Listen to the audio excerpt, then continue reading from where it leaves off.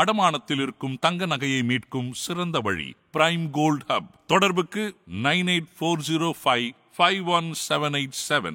தங்கத்தை மட்டுமல்ல, தன்னம்பிக்கையையும் மீட்டுத் தருகிறோம். ஹாலிடேஸ்னாலே அது நம்ம ஜிடி ஹாலிடேஸ் தான். GT Holidays, South India's #1 travel brand. You know you are special when you're with GT Holidays. ஜெயலலிதாவுடைய மறைவுக்கு வந்த இந்தியாவினுடைய தலைமை அமைச்சர் மோடி சசிகலாட்ட அணுகிய அணுகுமுறை, ஓபிஎஸ் அணுகுமுறை அந்த இடத்திலேயே வேற. ஆமாம், சசிகலா தலையில் வச்சுலாம் பிறகு சசிகலாவை என்ன பரபராக்கிரகாரத்துக்கு சிறைக்கு அனுப்பினார். அதுதான் அந்த கை வச்சதனுடைய விளைவு என்றால், அல்லது எதிர்பார்ப்பு என்றால், அல்லது அதான் அடையாள குறியீடு என்றால் சொல்லலாம். ஓபிஎஸ்ஸை தட்டி கொடுத்தார். மோடிக்கு எதிராக குறிவைத்து எதிர்த்ததும் எதுனா தமிழ்நாடு ஜெயலலிதா அவர்கள். அப்போ ஜெயலலிதா என்ன தைரியத்தில் கேட்காங்கன்ட்டு மோடி சிந்திப்பார்கள். அப்போ பின்னால மக்கள் அடித்தளம் இருக்குது, இந்த எம்ஜிஆருக்கு, இந்த ஜெயலலிதாவுக்கு, இவங்களுக்கெல்லாம் வாக்கு வங்கி என்ற உத்தரவாதம் இருக்கு, இதனால நம்மளை எதுக்காங்க புரிஞ்சுப்பாங்க தானே. அப்போ அந்த எம்ஜிஆருடைய கட்சியான அனைத்து இந்திய அதிமுக இந்த ஒற்றை தலைமையில் இருப்பதுதான் ஆபத்து என்பதை அவர்கள் மூக்கு வியர்க்கலனா தப்பு தானே. திமுக அதிமுக அல்லாத ஒரு வாக்கு வங்கி இருக்குது, அதுல எமர்ஜாய் வந்துடுவார் ரஜினி என்பதாக ஒரு மதிப்பீட்டை மிகைப்படுத்தி, ரஜினியால் முடியுமா முடியாதா என்பதை விட அவர் மீது திணித்து கொண்டு வந்தாரே குருமூர்த்தி, இதுதான் மீண்டும் தோற்று. இதே நிலைமை ஓபிஎஸ் கிட்டையும் செஞ்சாரு, ஓபிஎஸ் கிட்டையும் தோத்துருச்சா? ஏதோ அமித்ஷா வந்தாரு, எடப்பாடி கூட வந்துட்டாரு, அதனால பாஜகவும் அதிமுக சேர்ந்தாச்சு, அதனால இனிமே அண்ணா அடங்கி போயிருவாரு, நயனானந்தன் தலைவராக கொண்டாந்தாச்சு, எடப்பாடி விரும்பப்படி அண்ணாமலையை தூக்கியாச்சு என்பதெல்லாம் வெளியில பேசினாலும் உள்ளபடியே அண்ணாமலை அடங்கி போனாரா? அடங்கிதானே போனாரு. எங்க அடங்கி போனாரு? மறுபடியும் வெளியே வந்து சொன்னாரு, அமித்ஷா சொல்லிட்டாரு கூட்டணி ஆட்சி தான், எடப்பாடி தலைமையை நாங்க ஏற்றுக்கொள்வதுன்னு இல்ல, அதுல நாங்களும் இருப்போம் என்ற விஷயங்கள்லாம் பேச ஆரம்பிச்சாரு. விஜய்க்காக எடப்பாடி அவர்கள் பாஜகவை கை கழுவிடுவார் நம்ம எடுத்துக்கலாமா? கை கழுவுவார் விஜய்க்காகவா அதிமுகவை காப்பாற்றுவதற்காகவான்னு நீங்க கேட்கணும். என்ன வெளியில எல்லோரும் அதுதான் சொல்றாங்க. சோ அதிமுக காப்பாற்றப்பட வேண்டும் என்றால் விஜயோட எடப்பாடி கூட்டணி வைக்கணுங்கிறீங்க. விஜயும் எடப்பாடியும் கூட்டணி சேர்ந்தால் ஆட்சிக்கு வந்து விடுவார்கள் என்று திராவிட முன்னேற்ற கழகத்தின் மாவட்ட செயலாளர்களே சொல்றாங்க. ஆதன் நேயர்களுக்கு அன்பு வணக்கம். இன்று நம்மோடு மூத்த பத்திரிகையாளர், அரசியல் விமர்சகர் திருமிகு TSS மணி அவர்கள் உள்ளார். வணக்கம் மணி சார். வணக்கம். நல்லா இருக்கீங்களா சார்? எப்போதும் போல. பாஜகவினுடைய எடுப்பார் கைப்பிள்ளையாக இருந்த ஓபிஎஸ் அவர்கள், ஏன்னா இந்த வார்த்தை ஏன் உங்ககிட்ட அழுத்தி சொல்றேன் அப்படின்னா, ஈரோடு கிழக்குல பாஜக வேட்பாளர் நிப்பாட்டினால் நான் வேட்பாளரை வாபஸ் வாங்குவேன்னு சொன்ன ஓபிஎஸ், அது அதிமுக தொண்டர்கள் இப்படி பேசவே மாட்டாங்க. ஸோ அப்படி பாஜகவினுடைய ஆட்டங்களுக்கெல்லாம் ஆடிய ஓபிஎஸ் அவர்கள் நிலைமையை புரிஞ்சுக்கிட்டாரா, இல்ல பாஜக நம்மை தொடர்ச்சியாக அவமரியாதை செய்கிறாங்க அப்படிங்கிற ஒரு காரணத்துக்காக பாஜக கூட்டணியை முடிச்சுட்டு வெளியே வந்திருக்காரா? என்ன காரணம்? ஏன் பாஜக கூட்டணியை விட்டு ஏன் ஓபிஎஸ் வெளியே வந்திருக்காரு? இந்த பின்னணியை நாம எப்படி புரிஞ்சுக்கிறது சார்? இல்லை, அதாவது ஜெயலலிதாவுடைய மறைவுக்கு வந்த இந்தியாவினுடைய தலைமை அமைச்சர் மோடி சசிகலாட்ட அணுகிய அணுகுமுறை, ஓபிஎஸ் அணுகுமுறை அந்த இடத்திலேயே வேற. ஆமா, சசிகலா தலையில வச்சுலாம் தலையில கை வச்சாரு. பிறகு சசிகலாவை முதலமைச்சர் பொறுப்பு ஏற்க விடாமல் என்ன உச்சநீதிமன்றம் தீர்ப்பு வருகிறது என்பதை காரணமாக்கி, அதுவும் கவர்னர் பதவி பிரமாணம் செஞ்சு வைக்கல, வித்யாசாகர் மகாராஷ்டிராவிலே இருந்துக்கன்னு சொல்லிட்டு பிறகு சசிகலாவை என்ன பரபராக்கிரகாரத்துக்கு சிறைக்கு அனுப்பினார். அதுதான் அந்த கை வச்சதனுடைய சூட்சமம் விளைவு என்றால், அல்லது எதிர்பார்ப்பு என்றால், அல்லது அதுதான் அடையாள குறியீடு என்றால் சொல்லலாம். ஓபிஎஸ்ஸை தட்டி கொடுத்தார். அதே பக்கத்திலேயே. சரி சரி சரி. அதற்கு பிறகு நடந்தது தான் ஜல்லிக்கட்டு நிகழ்வு. நீங்கள் ஜல்லிக்கட்டு என்ற எழுச்சி மாணவர்கள் மத்தியில், இளைஞர்கள் மத்தியில் உருவாகி முழு தமிழ்நாடே அதில் ரேலி ஆகும் பொழுது, அணி திரளும் போது ஓபிஎஸ் முதலமைச்சர் அதற்கு சாதகமாக ஓபிஎஸ் இருந்தார். ஜல்லிக்கட்டு நாயகன்னு சொல்லிக்கிறாங்க ஓபிஎஸ் அப்படின்னு அதை சொல்லுவாங்க. ஆனால் இதுவரை எந்த ஒரு வேலையும் செய்யாத, மாநில அரசாங்கங்கள் இருந்து செல்லும் எந்த ஒரு தீர்மானத்தையும் ஒப்புக்கொண்டு கையெழுத்திடாத ஒன்றிய அரசினுடைய 3 அமைச்சர்கள் ஒரே நேரம் உடனடியாக கையெழுத்திட்டாங்க. ஜல்லிக்கட்டுக்காக ஓபிஎஸ் அனுப்பிய தீர்மானத்தை. அடுத்து இவற்றை குடியரசுத் தலைவருக்கு போன பொழுது உடனடியாக அவரும் ஒப்புதல் கொடுத்தாரு. இது இதுவரை நிகழாத ஒன்று. அப்போ ஜல்லிக்கட்டுக்காக திடீர்னு ஒன்றிய அரசு, மோடி அரசினுடைய அமைச்சர்களும் குடியரசுத் தலைவரும் மனம் உருகி தமிழருக்காகவே வாழும் ஒரு நிலைப்பாடு எடுத்துட்டாங்களா அப்படின்னு கேள்வி வருது. ஓபிஎஸ்க்காக தான் அந்த நிலைப்பாடு எடுத்தாங்களா? ஓபிஎஸ்க்காக எடுத்தார்கள் என்பதாக தான் எல்லோருமே அதை பார்த்தாங்க. சரி, அதனால தான் அதுக்கு அடுத்து 7வது நாள் அதுவரை ஓபிஎஸ் மூலமாக இருந்த அரசாட்சியில் இருக்கின்ற அந்த சட்ட ஒழுங்கு கவனித்த டிசிக்கள் எல்லாம் ஜல்லிக்கட்டு போராட்டத்தில் ஈடுபடக்கூடிய அந்த இளைஞர்களுடைய தொண்டர்கள் அவர்களுக்கு உதவிகரமாக இருந்தாங்க. நான் மயிலாப்பூரில் இருக்கிறதுனால சொல்கிறேன். மயிலாப்பூரில் இருக்கிற டிசி பாலகிருஷ்ணன் உதவியாக இருந்தார் பையங்களுக்கு. அதனால் அடிக்க முடியாது, அவங்கள அடிக்கிற அளவுக்கெல்லாம் இல்லை. ஆனால் அப்போ ஜார்ஜ் இருந்தார். அப்போது எதிர்த்தரப்பில் இருந்து, ஓபிஎஸ்க்கு எதிர்த்தரப்பில் இருந்து இது ஓபிஎஸ்னுடைய பெருமையை வலுப்படுத்துவதனால எதிராக போகும் பொழுது சம்பந்தப்பட்ட சில இடத்துக்கு அணுகி அந்த சம்பந்தப்பட்ட இடத்திலிருந்து ஜார்ஜுக்கு சொல்லி, ஜார்ஜ் பயிற்சி எடுக்க வந்த துணை ஆய்வாளர்களை தடிகள் கொண்டு அனுப்பியது தான் 7வது நாள். ஓகே, அதுதான். இதுக்கு பின்னாடி யார் இருந்தா? அதுதான் நான் சொல்லிட்டேன்ல, ஓபிஎஸ்ஐ ஏற்காத அப்படின்னு என்ன, அது மாதிரி தான் நடந்தது. ஓபிஎஸ்க்கு பெருமை சேரக்கூடாது என்ற சக்திகள் தான் அதில் சரி இயங்கிச்சு. அப்போ ஓபிஎஸ் கான்ட்ரோவர்ஷியல் ஃபிகராக, முரண்பாடாக அப்பொழுதே ஒன்றிய அரசினுடைய கைப்பாவையா தான் இருந்திருக்காரு. கைப்பாவை நீங்க சொல்லலாம், ஆதரவுன்னு சொல்லி சொல்றாங்க. அதைத்தான் அவங்க பிடிக்காம இப்படி பண்ணிட்டாங்க. சரி, பரவாயில்ல. அதற்கு பிறகு நீங்க பார்த்தீங்கன்னு சொன்னா தொடர்ந்து ஓபிஎஸ்க்கு பாஜக மேலிடம் அனுசரணையா இருந்தாங்க. அனுசரணையாகத்தான் தொடர்ந்து இருந்தாங்க. ஆர்எஸ்எஸ் என்ற அமைப்பு பாஜகவை வழிகாட்டுவதாக சொல்றாங்களே, அதை வெள்ளிடை மலையா பாஜக கட்சியில் எந்த பொறுப்பிலும் இல்லாத, கட்சியிலேயே இல்லாத ஆடிட்டர் குருமூர்த்தி ஓபிஎஸ்க்கு ஒரு வழிகாட்டியாக இருந்தார் என்பதை ஓபிஎஸும் ஒப்புக்கொள்ள, குருமூர்த்தியும் வெளிப்படையாக சொல்ல என்பதாகத்தான் நிகழ்வுகள். நான் சொல்லி தான் அம்மா சமாதியில போய் தியானம் பண்ணாரு அப்படிங்கிற கிரெடிட்டை பெருமையை தான் ஏற்றுக்கொள்கிறார். அப்போ தர்ம யுத்தம் என்பதும் சரி, அதற்கு அடுத்து நடந்த 2 தலைமை என்பதை கொண்டாருங்க, இபிஎஸ்ஸுடன் சேருங்க என்று சேர்க்க வைத்ததும் சரி, எல்லாமே மோடி சொல்லித்தானே ஓபிஎஸ் சொன்னார், அவர் மறைக்கலை. அதனால் ஓபிஎஸ் பக்கம் உள்ளது என்ற பிழை நீங்கள் தேடுவதை விட பாஜக தலைமை, ஆர்எஸ்எஸ் தலைமை எப்படி அதை அணுகியது என்பதைத்தான் நீங்கள் தமிழ்நாட்டு அரசியலுக்குள் உள்ள உள்நுழைவை பார்க்கணும். ஓகே சார், அதாவது ஓபிஎஸ் வச்சு நாம அதிமுகவுக்குள்ள ஒரு கழகத்தை ஏற்படுத்தணும் தான் பாஜக ஓபிஎஸ் வச்சு ஆட்டு வச்சாங்களா? உங்களுக்கு 2014ஆம் ஆண்டு மக்களவை தேர்தல் நடக்கு. மோடியை பிரதமராக கொண்டாடணும் என்று சொல்லி அதற்கு முந்தைய ஆண்டு துக்ளக் விழாவில் சோ ராமசாமியும் ஆடிட்டர் குருமூர்த்தியும் சேர்ந்து மேடையிலேயே அத்வானிட்ட ஒப்புதல் வாங்குவது போல அத்வானியை வச்சுக்கிட்டே பேசுகிறாங்க. நரேந்திர மோடி குஜராத்துக்கு முதலமைச்சராக இருக்கிறாரு, நல்ல செய்கிறாரு, தொடர்ந்து முதலமைச்சராக வர்றாரு, அவரைத்தான் இந்தியாவுடைய தலைமை அமைச்சர் கொண்டாடணும்னு அத்வானியும் ஒப்புக்கொள்வார் அப்படின்னு அவரை வச்சுக்கிட்டே பேசுகிறாங்க சோ ராமசாமி. அப்போது அத்வானி வேறு வழி இல்லாமல் ஒப்புக்கொள்ள ஒரு நிர்பந்தத்தை கூட ஏற்படுத்துகிறாங்க.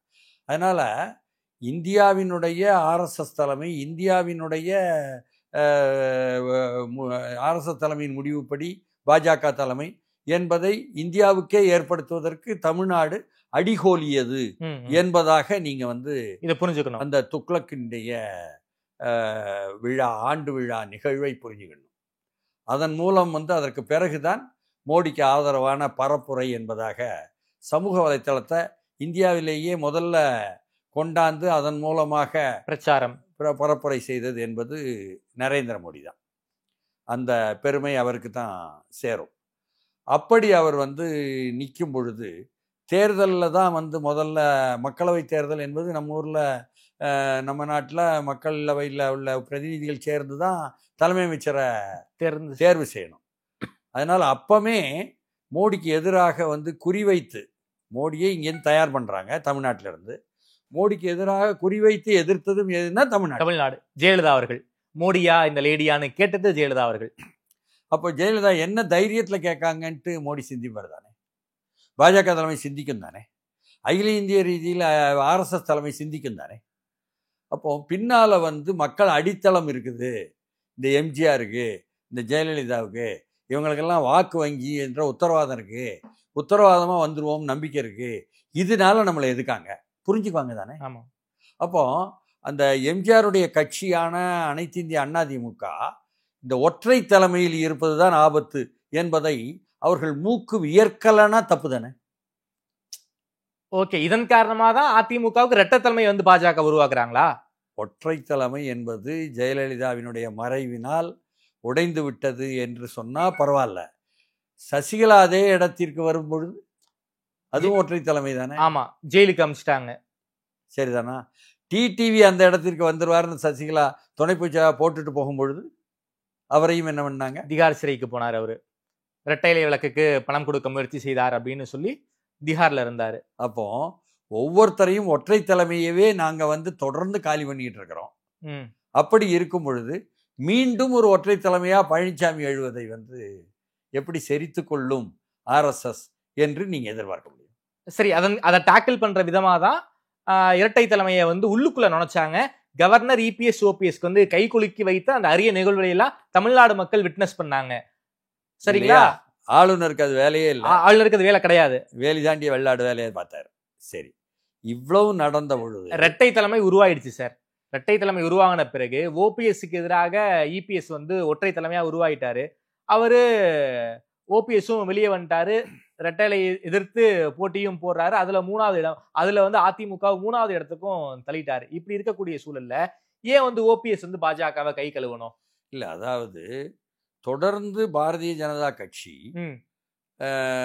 ஆர்எஸ்எஸ்னுடைய இந்த முக்கிய பிரமுகரான ஆடிட்டர் என்ன குருமூர்த்தி மூலம் ஓபிஎஸ்க்கு வழிகாட்டல் கொடுக்கும் பொழுது ஆர்எஸ்எஸ்க்கு ஒரு ஒரு அனுபவம் இருக்கு, அல்லது ஆர்எஸ்எஸ் மூலம் நாம் படிக்க வேண்டிய படிப்பினை ஒன்று. சரி, இந்திய துணைக்கண்டத்துல எதுவெல்லாம் யதார்த்தத்திற்கு பொருந்தாதோ, எதுவெல்லாம் வெற்றி பெற முடியாதோ, எதுவெல்லாம் தங்களுடைய விருப்பமோ, தாங்கள் என்று சொல்வது ஒரு மிகவும் எண்ணிக்கையில் சிறுபான்மையான என்ன, அது 3 விழுக்காடாக இருக்கட்டும் 1.5 விழுக்காடாக இருக்கட்டும், ஒரு குழுவினர் அல்லது ஒரு சாதியினர், அவர்கள் தங்களுடைய அதிகாரத்தை நிறுவுவதற்காக பொருத்தமில்லாத பொய்களை எல்லாம் கட்டவிழ்த்துடுவாங்க.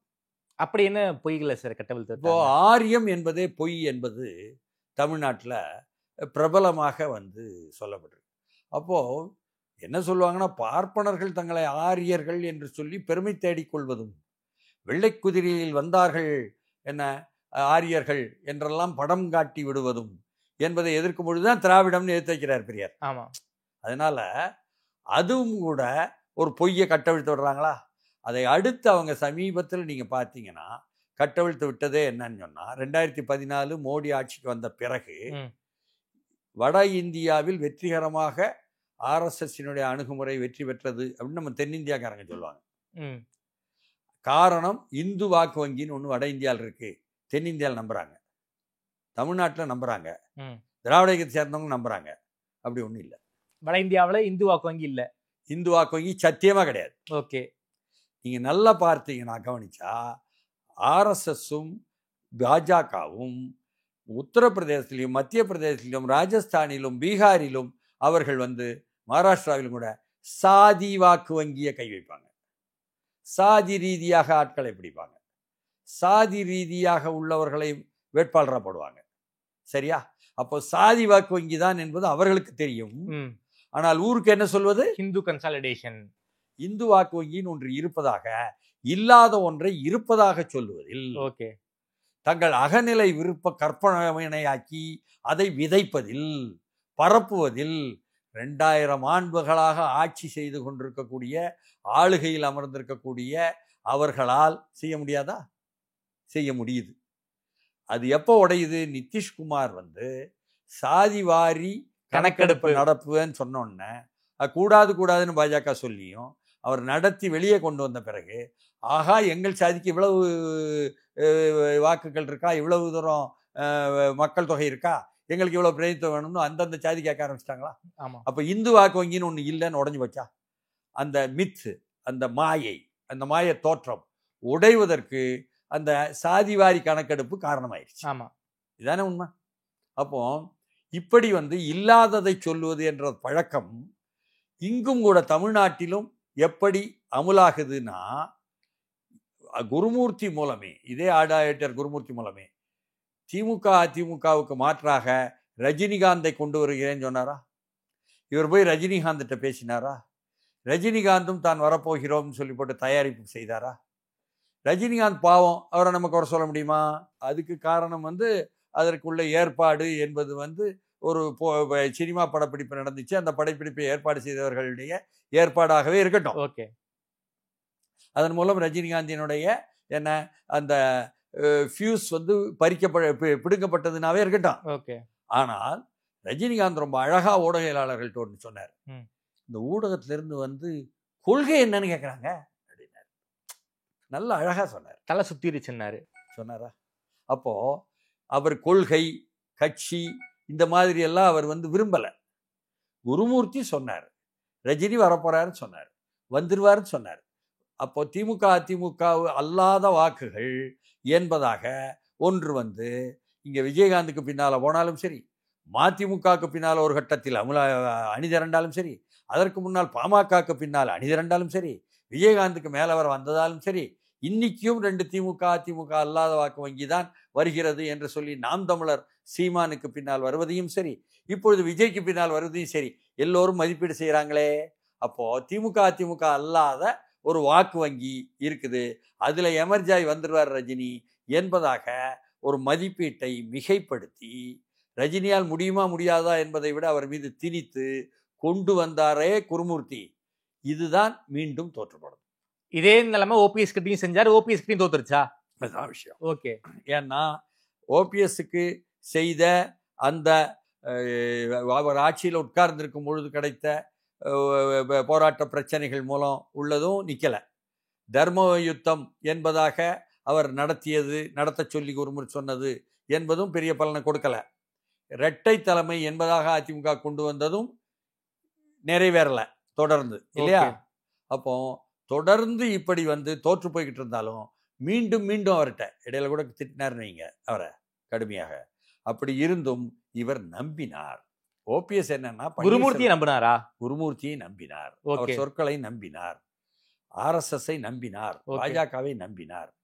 நம்பியதனுடன் விளைவுதான் இப்பொழுது அவருக்கு என்ன மாபெரும் அளவுக்கு தோற்றுவிட்டது என்பது. கடைசியாக மோடியை சந்திப்பதற்கு குருமூர்த்தியினுடைய ஆலோசனைப்படி கொடுக்கப்பட்ட கடிதத்துக்கும் மதிப்பில்லைன்னு ஆயிப்போச்சு. ஓகே, இல்லையா? அப்போ தொடர்ந்து நீங்க பாத்தீங்கன்னா பாஜகவினுடைய, குறிப்பா ஆர்எஸ்எஸ் மூலமாக ஆடிட்டர் குருமூர்த்தியினுடைய வழிகாட்டல்கள் 1, 2, 3, 4, 5 தோல்விகளை மட்டும்தான் தழுவியிருக்கு. இதுல பலியானவர் பன்னீர்செல்வம். ஓகே, அதாவது பாஜகவை நம்பி ஏமாந்துட்டாரு பன்னீர்செல்வம். இதுனா இப்போ நீங்க நல்லா பாத்தீங்கன்னா, அதாவது ஓபிஎஸ் வெளியேற்றப்படும் பொழுது ஓபிஎஸ் மட்டும் வெளியேற்றப்படல, ஒரு மனோஜ் பாண்டியன் வெளியே போனாரு, வைத்திலிங்கம் வெளியே போனாரு. அப்போ ஓபிஎஸ் அணியில் இருக்கின்ற அவர் சொல்றாரு என்னது, அனைத்து இந்திய அண்ணா திமுக தொண்டர்கள் உரிமை மீட்பு குழு, இதுல இருக்கக்கூடிய ஆலங்குளம் எம்எல்ஏ மனோஜ் பாண்டியன், ஒரத்தநாடு எம்எல்ஏ வைத்திலிங்கம், அதற்கு பிறகு உசிலம்பட்டி எம்எல்ஏ ஐயப்பன், இது மட்டுமல்லாமல் என்ன ஆலோசகர் பண்ருட்டி ராமச்சந்திரன், இது மட்டுமில்லாமல் சட்டமன்ற உறுப்பினராக இல்லாவிட்டாலும் தலைவர்களாக இருக்கக்கூடிய ஜேசிடி பிரபாகரன், புகழேந்தி, எல்லோருமே முன்னாள் எம்பி கோபாலகிருஷ்ணன், சரியா, இப்போ வெல்லமண்டி நடராஜன் முன்னாள் அமைச்சர், ஆமா, எல்லோருமே பாஜக வேண்டாம் நம்பாதீங்கன்னு சொன்னாங்க. ஆரம்பம் முதலேயே. ஆமா, ஆனாலும் ஓபிஎஸ் பாஜகவை நம்பினாரு. ஓபிஎஸ் நம்பினார். ஓகே. அப்போ பண்ருட்டி ராமச்சந்திரன் ஓபிஎஸ் வீட்டில் நடக்கிற அந்த குழு விவாதத்திலேயே எங்களுக்கு நம்பிக்கை இல்லை பாஜக மேல எப்படியும் கவுத்து விடுவான், ஓகே, நீங்க நம்புறீங்க தானே, அதனால உங்களை நாங்க நாங்க வந்து நம்புறோம். ஆதரிக்கிறோம். இப்படித்தான் எடுத்தாங்க.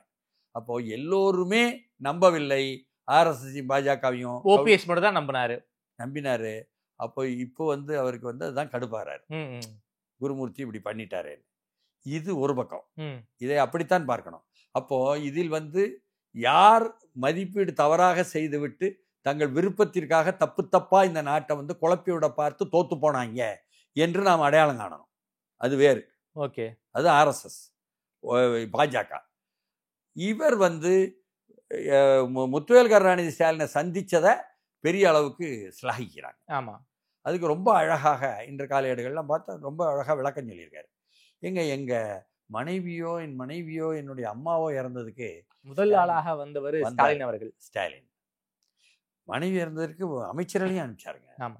அப்போ நான் வந்து அவங்க வீட்டில் ஒருத்தர் வந்து மூத்த அண்ணன் இறந்திருக்காருங்கும் பொழுது கேதம் கேட்க போகக்கூடாதா? தெக்க கிராமங்களில் கேதம் கேட்கறதுக்கு போப்பா என்பதுதான் முக்கியமான விஷயம். சாவுக்கு போகிறதுன்னு சொல்லுவான் இங்கே வடக்க. அது மாதிரி போகக்கூடாதா? அதை கேட்டுத்தானே ஆகணும். இதை வந்து ஒரு விஷயமாக சொல்கிறாங்களே என்று அவர் விளக்கம் சொன்னார். ஓகே. இந்த விளக்கத்தை நான் என்ன சொல்கிறேன், அரசியல் தலைவர்கள் அவர்கள் என்ன காரணத்திற்காக சந்தித்தாலும் சரி, இன்னைக்கு அரசியல் என்பதே ஒரு வணிகம் என்பது ஆகிப்போச்சு. ஆமாம். அரசியல் கட்சிகளுக்குள்ளும் எல்லா கட்சிகளுக்கும் ஒன்றுக்கு ஒன்று வணிகம் ஆகிப்போச்சு. இல்லை, இவர் ஆண்டால் அவருக்கும் பலன் கிடைக்கும், அவர் ஆண்டால் இவருக்கும் பலன் கிடைக்கும் தானே தமிழ்நாட்டில் பார்க்குறோம். ஆமாம். இந்திய துணைக்கண்டத்துலையும் அப்படி தானே இருக்கு. அப்படி இருக்கும் பொழுது நீங்கள் வந்து என்ன காரணத்திற்காகவோ பார்க்கலாம், பேசலாம். ஆனால் இது போன்ற காரணத்தை அரசியல் தலைவர்கள் சொல்லும்போது அது ஏற்றுக்கணும். ஓகே. அதுதான் அதில் உள்ள முக்கியம். ஆனால் ஓபிஎஸ் அந்த அதிமுக தொண்டர்கள் உரிமை மீட்பு குழுவை தமிழ்நாடெங்கும் மாவட்ட செயலாளர்கள் போட்டார், தமிழ்நாடெங்கும் பகுதி செயலாளர்கள் ஒன்றிய செயலாளர்கள் போட்டார், கிளை செயலாளர்கள் வட்ட செயலாளர்கள் போட்டார். இன்னமும் சொல்ல போனால் சில பல இடங்கள்லேயே அவர் வந்து அந்த பூத் கமிட்டிகளையும் பாகம் முதற்கொண்டு போட்டார். ஓகே. இவ்வளோ வேலை செஞ்சிருக்காரு. செய்யலைன்னு நீங்க சொல்ல முடியாது. என்னன்னா தொடர்ந்து அவங்க நிக்கல. காரணம், இவர்கள் எல்லோருமே வசதி இல்லாதவங்க, ஓபிஎஸ்ஸை நம்பி வந்தவங்க. அப்படி வந்தவங்க தென் மாவட்டங்களில் குறிப்பா அவர்களுக்கு வந்து போதுமான அளவுக்கு என்ன இயங்குவதற்கு பண உதவி செய்ய முடியல. உள்ளபடியே திருச்சியில் ஒரு மாநாடு போடுறாரு இவ்வளோ நிர்பந்தத்திற்கு பிறகு. அதற்கு கூட அவர் பூந்தமல்லி பக்கத்தில் ஒரு நிலத்தை கொண்டு போய் வைகுண்டராயன் அடகு வச்சுத்தான் பணம் வாங்கி 600 கோடிக்கு மேலே வாங்கி அதை வைத்து கொண்டு தான் அந்த மாநாட்டுக்கு சில கோடிகளை வந்து செலவழிக்க முடியும், சில பல கோடிகளை என்ற விஷயங்கள்லாம் சொல்லுவாங்க. இந்த அளவுக்குத்தான் அது வந்து நடந்த நிகழ்வுன்னு வைங்களேன். அவருடைய அந்த அணுகுமுறைகளில் தொடர்ந்து நீங்கள் வந்து நம்பினார் என்பது இடத்திலிருந்து எந்த அளவுக்கு வந்தது என்பதுதான் முக்கிய விஷயம், பிரச்சனையே. ஆனால் பாஜகவில் அண்ணாமலை காலத்து பாஜக வேறு, நயினார் நாகேந்திரன் தலைமை ஏற்கும் பாஜக வேறு. ஏன்? அண்ணாமலை தலைமையிலான பாஜக எடப்பாடி பழனிசாமியை துளியும் ஏற்றுக்கொள்ளவில்லை, எடப்பாடி தலைமையை ஏற்றுக்கொள்ளவில்லை. அதிமுக தலைமையில் பாஜக என்பதையும் அவர்கள் உடன்பட தயாரில்லை. சரி, பாஜக தலைமையில் தேசிய ஜனநாயக கூட்டணி என்பதில் தான் அவர்களுடைய உறுதிப்பாடு இருக்கு. அன்றும் சரி இன்றும் சரி. ஏதோ அமித்ஷா வந்தாரு, எடப்பாடி கூட வந்துட்டாரு, அதனால பாஜகவும் அதிமுக சேர்ந்தாச்சு, அதனால இனிமேல் அண்ணா வந்து அடங்கி போயிடுவாரு, நயனார் தலைவராக கொண்டாந்தாச்சு, எடப்பாடி விரும்பப்படி அண்ணாமலையை தூக்கியாச்சு என்பதெல்லாம் வெளியில பேசினாலும் உள்ளபடியே அண்ணாமலை அடங்கி போனாரா? அடங்கி தானே போனாரு. எங்க அடங்கி போனாரு? மறுபடியும் வெளியே வந்து சொன்னாரு, அமித்ஷா சொல்லிட்டார் கூட்டணி ஆட்சி தான், எடப்பாடி தலைமையை வந்து நாங்கள் ஏற்றுக்கொள்வதுன்னு இல்லை, அதில் நாங்களும் இருப்போம் என்ற விஷயங்கள்லாம் பேச ஆரம்பித்தார். எடப்பாடி சொல்லி தானே அண்ணாமலை தலைவர் பதவியிலிருந்து நீக்கினாங்க. எடப்பாடி தான் அதை சொல்லி நீக்கினாங்க என்பது தான் வெளியில் வந்திருக்கிற செய்தி. ஆனாலும் அண்ணாமலையோ அல்லது ஆர்எஸ்எஸ்ஸோ, ஏன் இவருடைய ஆடிட்டர் குருமூர்த்தியினுடைய கருத்துக்கள் தான் துக்ளக் ரமேஷ் சொல்வார், நாடுபுறா சொல்லுவாங்க. அவர்கள் இன்னமும் அதிமுக தலைமையோ எடப்பாடி முதலமைச்சர் என்பதை ஏற்றுக்கொள்ளலையே. அதிமுகவில் இருந்து ஒரு முதலமைச்சர் வருவார் என்ற வார்த்தையை சொல்ல வச்சாங்களா இல்லையா அமித்ஷாவை? முதல் அமித்ஷாவுக்கும் 2வது அமித்ஷாவுக்கும் வித்தியாசம் இருக்குல்ல. இங்கே நட்சத்திர ஹோட்டலில் பேசிய அமித்ஷாவுக்கும், எடப்பாடி தான் முதலமைச்சர் அவருடைய தலைமையில் சொன்ன அமித்ஷாவுக்கும், பிறகு டெல்லியில் போய் பேசின அமித்ஷாவுக்கும் வித்தியாசம் இருக்குல்ல. அப்போ இடையில என்ன நடந்தது? அப்போ ஆர்எஸ்எஸ் அணுகுமுறை எப்படி போச்சு? இதையெல்லாம் பார்க்கணும். அதனால் அவர்களை பொறுத்தவரை அண்ணாமலை அணி என்பது இன்று வரை எடப்பாடியை ஏற்றுக்கொண்டு வந்த அணி அல்ல. பாஜக தலைமையில் தேசிய ஜனநாயக கூட்டணி நிற்க வேண்டும் என்பது. தமிழ்நாட்டில் திமுக தோக்கடிக்கணும், அதிமுக தலைமையில் என்ன சார் அவங்களோட கூட்டணி வச்சா திமுகவை தோக்கடிக்க முடியும்? இந்த ரியாலிட்டி அமித்ஷாவுக்கு தெரியாதா? ஆர்எஸ்எஸ்க்கு திமுகவை தோற்கடிக்கணும்னு என்ன கட்டாயம் இருக்கு? பாஜகவுக்கு கட்டாயம் இருக்குல்ல. பாஜகவுக்கு ஒரு அரசியல் கட்சி மேல இருக்கு. ஆனா இயக்குவது ஆர்எஸ்எஸ் தான் என்பது உண்மையானால் ஆர்எஸ்எஸ்க்கு தொலைநோக்கு பார்வையில் எல்லா கட்சிகளுக்குள்ளும் வேலை செய்வோம், பாஜகக்குள்ள முக்கியமாக வேலை செய்வோம். அதன் மூலமாக இந்து தேசமாக இந்தியாவை மாற்றுவதற்காக உள்ள பரப்புரையை விரிவுபடுத்துவோம், அகலப்படுத்துவோம், ஆழப்படுத்துவோம் தானே அவங்க நோக்கம். ஆமாம். ஒரு 10 சீட்டோ 15 சீட்டோ எம்எல்ஏ வந்துட்டா பாஜக தமிழ்நாட்டில் அதிமுகவுடன் சேர்ந்து, அதனால ஆர்எஸ்எஸ் குறிக்கோள் எதுவும் வெற்றி அடை போகுதா? இல்லை. இல்லை. அதாவது இப்போ வெற்றி பெற்றிருக்கிற வானதி சீனிவாசனை பாருங்க, வெற்றி பெற்றிருக்கிற நம்ம நயினா நாகேந்திரனை பாருங்க. இவர்களெல்லாம் வெற்றி பெற்றவங்க அதிமுகவாகத்தானே, அதிமுக சார்பாகத்தானே, எடப்பாடியை தூக்கி பிடிப்பதாகத்தானே, அதிமுக கூட்டணி கட்டாயமா வேண்டும் என்பதைத்தானே வலியுறுத்துறாங்க. ஆமா. நீங்க நயினா நாகேந்திரனை, நான் திருநெல்வேலிக்காரன், எனக்கு திருநெல்வேலி கதை தெரியும். அங்க நீங்க நயினா நாகேந்திரன் ஒரு எம்ஜிஆர் ஆளாக அதிமுகவாகத்தான் இருக்காரு, பாஜகவா இல்லையா? இல்லை. அங்கே உள்ள முஸ்லீம்கள்கிட்ட கூட உடனடியாக உதவுறாரு. கேட்குறாங்க, அப்படியா உங்கள் ஊருக்கு நூல் நிலையம் இல்லையா, முஸ்லீம் ஊருக்கு உடனே ஏற்பாடு பண்ணி தொலைபேசி கொடுக்க ஏற்பாடு பண்ணுங்க அப்படிங்கிறார். தன்னுடைய தொகையிலிருந்து போடுறார், சட்டமன்ற உறுப்பினர் தொகையிலிருந்து. அப்போ அங்கே அப்படி ஒரு நட்புறவையே எல்லோரும் மத்தியிலையும் வச்சுக்கிட்டு அவருடைய காலர் டியூன் இருக்குல்ல, ஃபோன் டியூன், ஆமாம், எம்ஜிஆர் பாட்டு தான் இருக்கும் இன்று வரை. சரிதானுங்களா? அப்போ இப்படியாக என்ன அவர் எம்ஜிஆர் ஆளாகத்தான் இருந்துக்கிட்டு இருக்கிறார். அப்படிப்பட்டவர்கிட்ட நீங்கள் நான் அவர்கிட்ட கேட்டேன், ஓபிஎஸ் சொல்கிறார், அவர் ஏற்பாடு பண்ணலை, இல்லை என்கிட்ட அவர் கேட்கல, பொய் சொல்கிறாரு, நீ இவர் சொல்கிறார் இல்லையா? அப்போ ஆதாரமாக ஃபோனையும் காமிச்சார். அப்போ அப்படி குறுஞ்செய்தி இவர் கொடுத்தது என்பதும் அவர் ஏற்பாடு. அப்படியே இருந்தாலும் நயினார் நாகேந்திரனால் மோடியை சந்திப்பதற்கு ஏற்பாடு செய்ய முடியுமா? வாய்ப்பு இருக்குல்ல சார். மாநில தலைவர் தானே. மாநில தலைவருங்க. அகில இந்திய தலைமை சொல்வதை மாநில தலைமை கேட்க வேண்டுமா? மாநில தலைமை சொல்வதை அகில இந்திய தலைமை கேட்க வேண்டுமா? ஹைகமாண்ட் சொல்வதை தான் மாநில தலைவர் கேட்டார். இதுதானே பாஜக. சரி, ஆர்எஸ்எஸ் ஒன்று இருக்குதே, அவர்கள் சொல்வதை தானே அந்த பாஜகவும் கேட்கணும் இல்லையா? அப்போ இவர் ஓபிஎஸ்ஸை பொறுத்தவரை ஸ்பெண்ட் ஃபோர்ஸ் இனிமேல் பயன்பட மாட்டாரு என்று ஆர்எஸ்எஸ் முடிவு பண்ணா சார். அதாவது ஆர்எஸ்எஸ் என்ன முடிவு பண்ணியிருப்பாங்கன்னா, ஓபிஎஸ்ஸை வச்சு நம்ம அதிமுகவுக்குள்ள ஒரு கழகத்தை ஏற்படுத்தி அதிமுகவை பலவீனப்படுத்தணுங்கிற எண்ணம் பாஜகவுக்கு இப்பவும் இருக்கு, அப்பயும் இருந்துச்சு. ஸோ அந்த அசைன்மெண்ட்டுக்கு ஓபிஎஸ் சரிப்பட்டு வர மாட்டாரு, அதன் காரணமாக தான் ஓபிஎஸ் ஆர்எஸ்எஸ் கை கழுவிட்டாங்கன்னு நம்ம புரிஞ்சுக்கலாமா? அதாவது சரிப்பட்டு வரமாட்டார் ஓபிஎஸ் சொன்னா பிழை. ஏன்னு கேளுங்க, ஓபிஎஸ் அமைப்புகளை போட்டாருன்னு சொன்னேன்ல, வேற யாரும் எடப்பாடிட்டேருந்து வெளியே வந்தவங்க போடல. அப்படி அதை நீங்க புரிஞ்சுக்கணும். ஓபிஎஸ்க்கு 13 தொகுதி தர்றேன்னு சொல்லிப்பட்டு மக்களவையில் 2024 அண்ணாமலை சொன்னார், அவர் ஒரு தொகுதி தான் வாங்கினாருங்கிறதுனால தங்களுக்கு தொகுதிகள் கிடைக்கலையேன்னு சொல்லிப்பட்டு ஜேசிடி பிரபாகரனும் புகழேந்தி வெளியே போயிருக்கலாம். அவங்கெல்லாம் பிஜேபி எதிர்ப்பு வேற இருக்கு ஏற்கனவே. அது மட்டுமல்லாமல் ஓபிஎஸ்ஐ பொறுத்தவரை சமீபத்தில் 4ஆம் தேதி அங்கே என்ன நடக்குன்னா, ஸ்ரீவைகுண்டத்திற்கு எடப்பாடி ரோட் ஷோக்கு போகிறாரு. அவர் கூட்டம் நடத்துறதுக்கு போகும்பொழுது அதிலிருந்து 150 அடியில் என்ன நடக்குன்னு சொன்னால், அங்கே ஓபிஎஸ் தலைமையிலான அந்த அதிமுக தொண்டர்கள் உரிமை மீட்பு குழு இருக்க, அதனுடைய ஸ்ரீவைகுண்டம் ஒன்றிய செயலாளரான செந்தில் பெருமாள், தூத்துக்குடி மாவட்ட மகளிர் அணி செயலாளரான பார்வதி, இவங்க தலைமையில் 20 பேர் கருப்பூடி காட்டுறாங்க. ஆமா, எடப்பாடிக்கு எதிராக. எடப்பாடி ஒழிக, அதுவும் எடப்பாடி வாழ்கன்னு சொல்றாங்க. அதுவும் எடப்பாடி கால் கிராஸ் ஆகும்போது சொல்றாங்க. சரிதானுங்களா?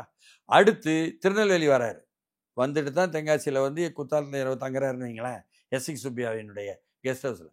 அப்போது அதை வரும்பொழுது திருநெல்வேலியும் அதே மாதிரி ஒரு 8-10 கருப்பு கொடி காட்டுறாங்க. இந்த அளவுக்கு ஓபிஎஸ்ஸினுடைய தொண்டர்கள் என்பது அமைப்பினுடைய என்ன விளைவு என்பது குறைவாகத்தான் இருக்கலாம். குறைவா இருக்கு, இயங்குது. மற்றவர்களுக்கு அது கிடையாது, வெளியே வந்தவங்க. ஆமா, இவர் ராமநாதபுரத்தில் 3ஆவது இடத்திற்கு அதிமுகவை தள்ளிவிட்டு இவர் 3,20,000 வாக்குகள் வாங்கினார். 30,000 வாக்குகள்னா அனுதாப ஓட்டுன்னு சொல்றாங்க. ஓகே, சரி, அனுதாப ஓட்டு ஒரு முறை தான் வரும், 2ஆம் முறை வராதுன்னு சொல்றாங்க. பரவாயில்ல. ஆனாலும் அதை சாதிச்சவர் தான் ஓபிஎஸ். அதனால ஓபிஎஸ் முடியவே முடியாது அவரால் என்பது ஒரு முடிவுக்கு வர முடியாது.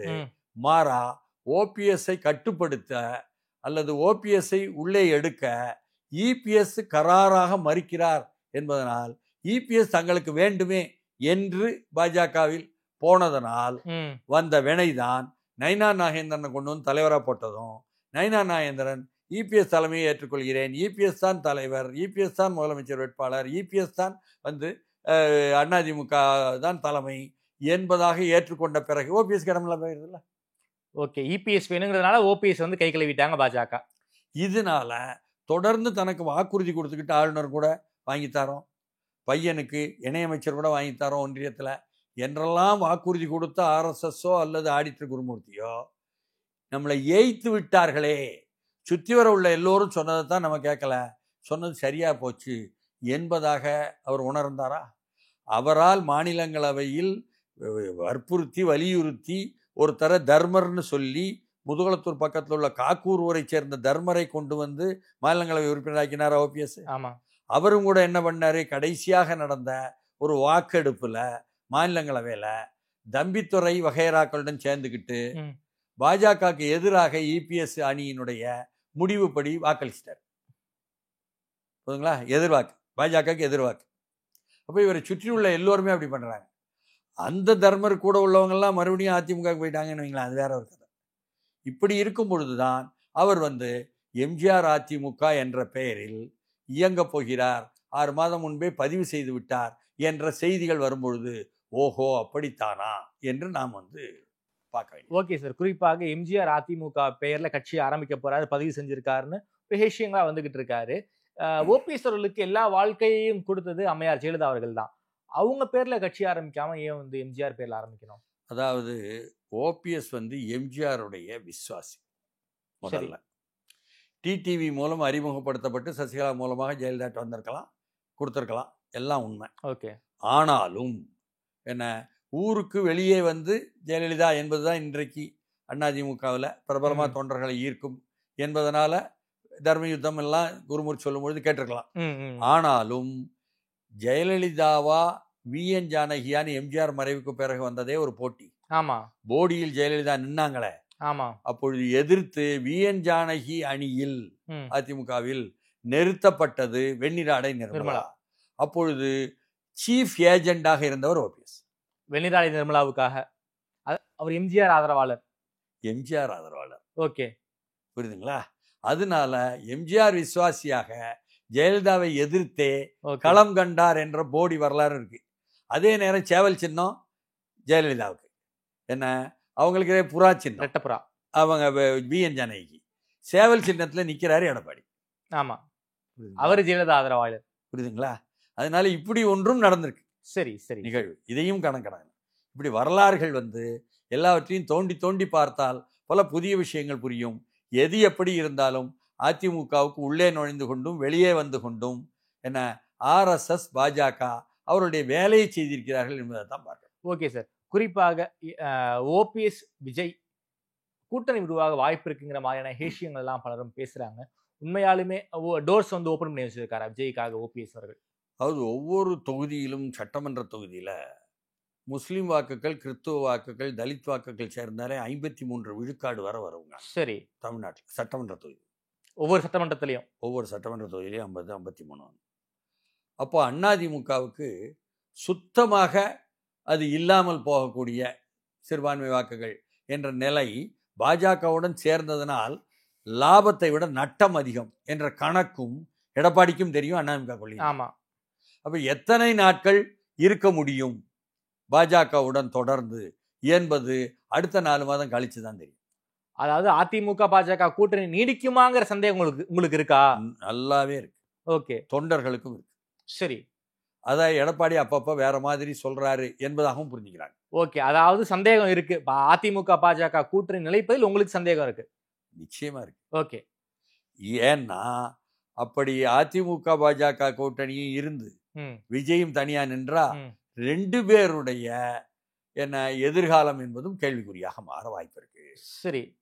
ஆனால் அதே சமயம் விஜய் அதிமுக என்ற பேச்சுவார்த்தை இப்போ வரைக்கும் போய்கிட்டு இருக்கு. நடந்ததாகவும் நடந்து கொண்டிருப்பதாகவும் திமுகவுக்கு வந்து அன்வர் ராஜா சொல்றாரு, நம்ம சொல்லல. ஓ, சரிதானா? ரகசியமாக நடந்தது என்பதா சொல்றாரு.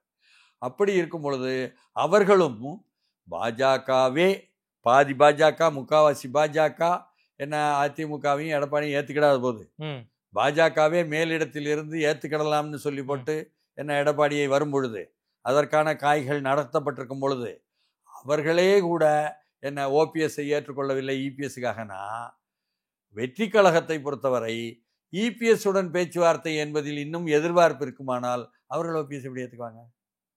ஓகே சார், நான் வெற்றி கழகம் எங்கள் தலைமையில் கூட்டணிங்கிறாங்களே. நாங்கள் எங்கள் தலைவர் முதல்வர் எங்கள் தலைமையில் கூட்டணி என்பது சொல்லாம இருப்பாங்களா? நிச்சயமா. பாட்டாளி மக்கள் கட்சியில் என்ன வரப்போகிற தேர்தலில் வெற்றி என்பதாகத்தானே அன்புமணி ப்ரொஜெக்ட் பண்ணப்பட்டாரு. பிறகு ஒரு கூட்டணிக்குள்ள போலையா? அது வந்து தங்களுடைய தொண்டர்களை உற்சாகப்படுத்தி இயங்க வைப்பதற்கு சொல்லக்கூடியதுதான். ஓகே சார், விஜய்க்காக எடப்பாடி அவர்கள் பாஜகவை கை கழுவிடுவார் நம்ம எடுத்துக்கலாமா? கை கழுவுவார். விஜய்க்காகவா அதிமுகவை காப்பாற்றுவதற்காகவான்னு நீங்க கேட்கணும். என்ன வெளியில எல்லோரும் அதுதான் சொல்றாங்க. சோ அதிமுக காப்பாற்றப்பட வேண்டும் என்றால் விஜயோட எடப்பாடி கூட்டணி வைக்கணுங்கிறீங்க. விஜயும் எடப்பாடியும் கூட்டணி சேர்ந்தால் ஆட்சிக்கு வந்து விடுவார்கள் என்று திராவிட முன்னேற்ற கழகத்தின் மாவட்ட செயலாளர்களே சொல்றாங்க. ஓ, 2 பேரும் தனித்தனியாக இருந்தா 2 பேருக்குமே எதிர்காலம் கேள்விக்குறியாயிரும் என்பதாக காலத்தில் உள்ள கணக்கு சொல்லுது. அதனால இவர்கள் வந்து எப்படி காய் நகர்த்த போகிறார்கள் ஒவ்வொருவரும், அரசியல் எது வேண்டுமானாலும் நடக்கும் எல்லோரும் சொல்றாங்க. ஆமா, 4 மாதம் கழிச்சு தான் புரிய முடியும் என்பதுதான் யதார்த்தம். ஓகே சார், ரொம்ப நன்றி சார். குறிப்பாக பல்வேறு இந்த ஓபிஎஸ்ல ஆரம்பிச்சு அதிமுக விஜய் கூட்டணி உருவாகலாங்கிற வரைக்கும் பல்வேறு விஷயங்களை பத்தி ரொம்ப வெளிப்படையா பேசியிருக்கீங்க. எதுவாக இருந்தாலும் 4 மாசம் கழிச்சு தான் நமக்கு வந்து ஒரு கிளியர் பிக்சரை கிடைக்கும்னு சொல்லியிருக்கீங்க. நேர்ந்து நம்ம கொடுத்து பேசியமைக்கு நன்றி மணி சார். வணக்கம்.